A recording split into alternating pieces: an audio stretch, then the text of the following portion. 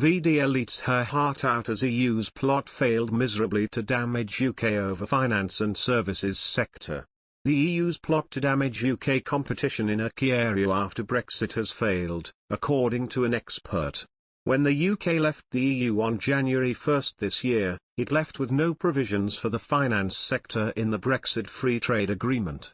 Despite city insiders pushing for convergence with the EU's rules for the finance and services sector, an expert has said the UK has not been affected.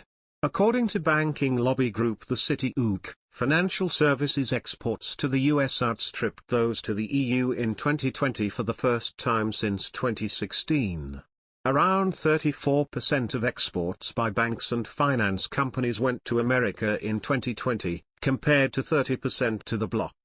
Britain's overall trade surplus in financial and related professional services increased by 8.4% to $101.7 billion, £79.3 billion, in 2020. Matthew Lynn, financial columnist for Wall Street Journal MarketWatch, The Spectator, and Money Week, noted the absence of financial services in the EU and the UK's post-Brexit trade deal, and changing data showing Britain serving the US.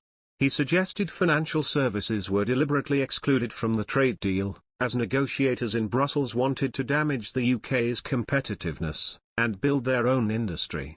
The expert added, "So far it doesn't seem to have worked." Mr. Lynn added anything that would have damaged Britain's ability to sell high-end professional services around the world would have been a real blow. Mr. Lynn continued to suggest the UK is shifting towards trading more with the rest of the world. He said, as the UK trades less with the EU, it is, inevitably, trading more with other countries. The ONS reported last month that imports from non-EU countries have been rising for 10 consecutive months, and so have exports. We now buy more from the rest of the world than we do from the EU. That is likely to continue, as the tariffs we inherited from the EU, especially on food and manufactured goods, are steadily dismantled. It comes after Trade Minister Penny Mordaunt met with officials in numerous US states in a bid to increase economic ties. According to City AM, Ms. Mordaunt has agreed to process memoranda of understanding with 4 states. Speaking in Georgia to the World Affairs Council, she said, "The most critical partner for us is the US. For the US to wait to seize this opportunity would be to all our detriment, but also to its own.